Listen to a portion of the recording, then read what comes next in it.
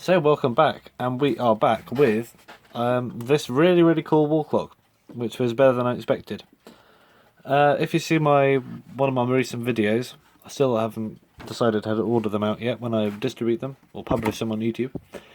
By the time you watch this, you will know though. So yeah, sorry if it seems silly, but you know, this wall clock is really cool. Westclox one. I just don't know the model name, but I did find a knob that fits in there so I can adjust the time. And look how quick that hand goes, but it's like phew, phew, phew. But yeah, can I get it off though? Actually, it's alright, that glass will fit around it. Because as you can see, there's a hole in the glass in the middle, just like the mysterious plastic 70s one I got. The wind-up one. That has a knob through the middle of the glass as well. Although that one's plastic.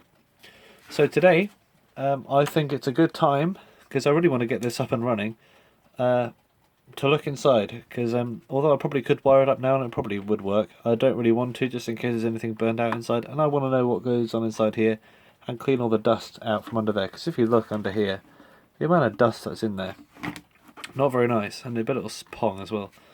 So we got some screws around here. I don't know how to get this thing apart. I've never worked on a Westclox Electric wall clock before. This is my first ever Westclox Electric wall clock. I'm very happy with it. Would recommend. I don't know what model this is. Be great to know, wouldn't it? I wonder if anyone knows. There's another one here by the 8. We've got a lot of screws in this, haven't we? There's probably 6 screws around the edge of this. You'd expect there to be 2 to 4, but no. 6 screws is what you get for such a big old impressive wall clock such as this one. Only criticisms are not for the clock itself, but for the actual item. The top of it is a bit broken. I reckon someone tried to hang it up at some point, missed the hook, and then just pulled it down, and they managed to break off a bit of the plastic, sort of a Bakelite type plastic, off the back of it. But as it's hanging from the wall, unless you're extremely tall or the clock's hung down too low or both, then yeah, you probably won't see that anyway. As the seller said in the description, you won't see it from when it's on the wall. But yeah, just keep on doing these screws, I guess. 3 down out of 6, unless it's a subscribe. Yeah, subscribe. There's a surprise extra one somewhere. I mean, that plastic should be easy to just super glue back into place. It's not very load bearing, is it? It's just to keep it off the wall. A bit of paint splatter, as you can expect. But I'd be very interested to see what the movement inside here is. Is it one that I know, or is it one that I don't? Because the Westclox Electrics, made in Scotland, such as this one, I've only ever seen use 2 different movements. The one that's in the Contessa and the Moonbeam, which you see in the late 60s and early 70s, or the one that's in the Logan from the late 50s, and presumably early 60s as well. But that Logan's from the late 50s. So, we've done our last screw, and what do we get for it? Hopefully to take this bezel off without any problems. Something I really want to keep an eye out on is this glass, because there's no replacing this. It's got the numbers painted on the back of it, and if this glass was to crack or chip, there's no replacing. So we've got our bezel here, made of steel, bit rusty, isn't it?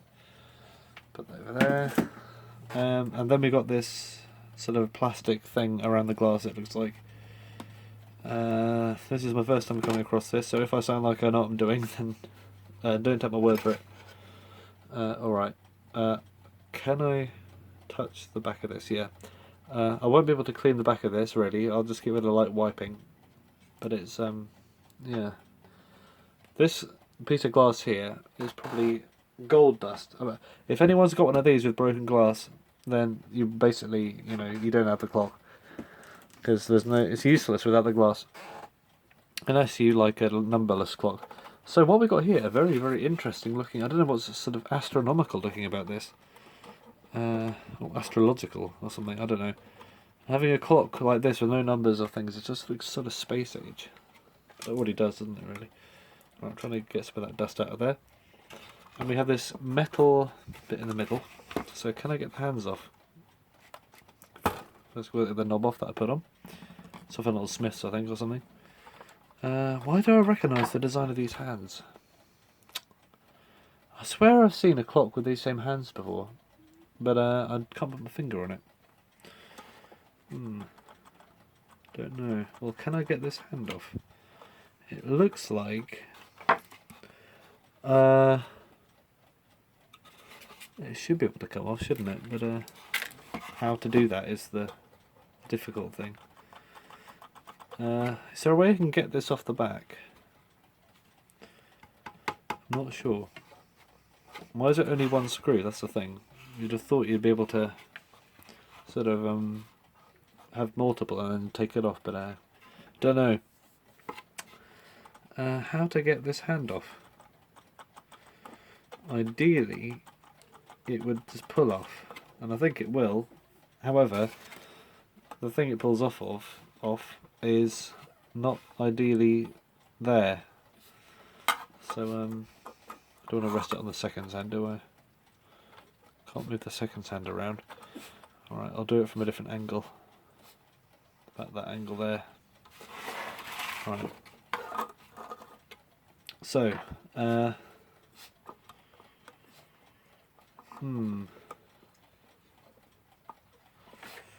yeah, this has got to come off, otherwise I don't think I'll be able to work on this thing.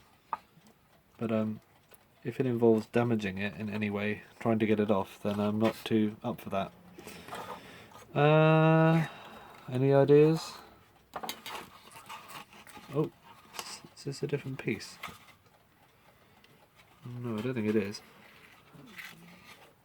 It's been like blackened up. What's that? That's the cord, isn't it? What's this in the middle? Does this come out? Is there a screw under here or something? I don't know. I'm going to undo the screw and see what happens. Oh, what was that noise? Sounded like metal. Right, undoing the screw. That means you can unscrew it or something, I guess. Okay, I won't do that yet. I need to remove the hands. Where did I put the screw? Oh, there it is. Odd kind of screw, isn't it?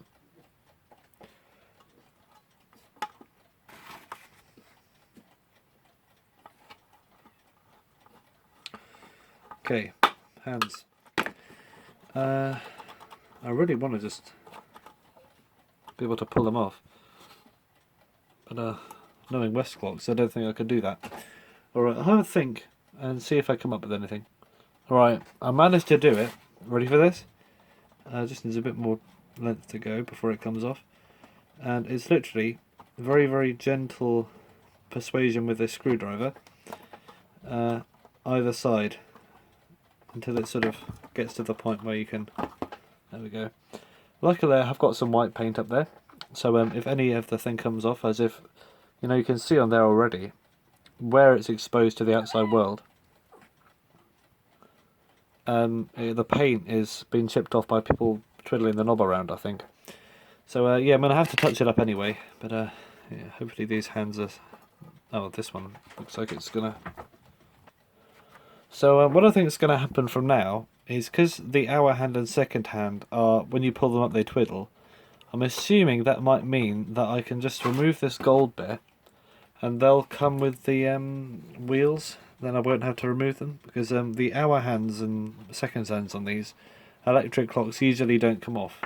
So I'm going to assume that until we find a problem. So how do I get this off?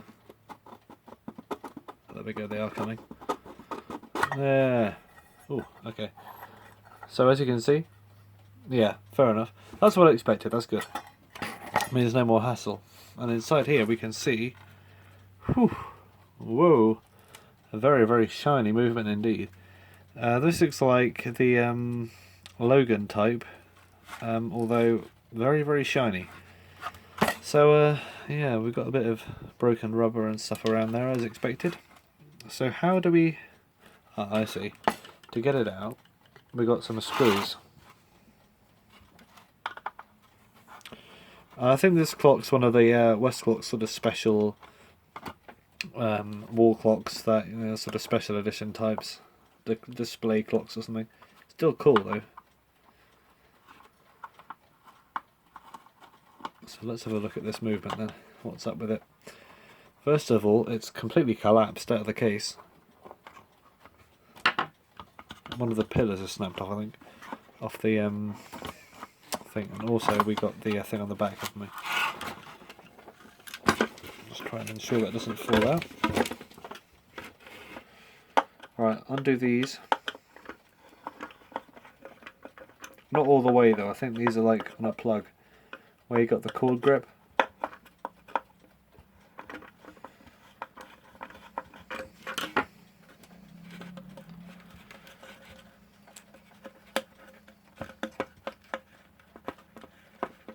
Right.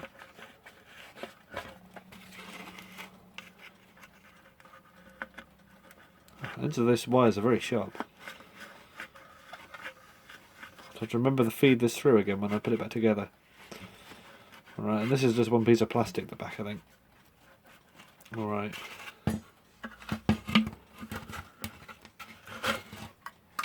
So, now we have the movement and the movement alone to look at. It's got a date stamp on it, I think. We have 891? Some 1991, that could be alright. I bet it's 61, they got it upside down or something. I don't know. I've got no idea. But yeah, this is the Logan type movement. Very, very weird looking one, indeed. But it's got the rotor buried up inside there for some reason. A bit of plastic embedded in my finger, lovely. And it's nickel plated, I believe. Looks in good condition electronically, but the electrically rather. But the mechanical side of stuff will need a clean, because as you can see, there's a lot of dirt on the pivots. You can barely see the pivot in there at all, to be honest. But these are good movements, and they are not difficult to sort out at all. So yeah, it'll be a good on-camera series, I think.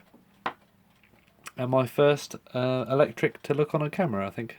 Westclox Electric anyway, I believe. But yeah, this date stamp's a bit confusing, isn't it? It clearly says 91. Although knowing Westclox Scotland, they probably got the 6 upside down, or something like that. But yeah. So, thanks for watching, and hopefully this will be a very entertaining and complaining and not so straining series.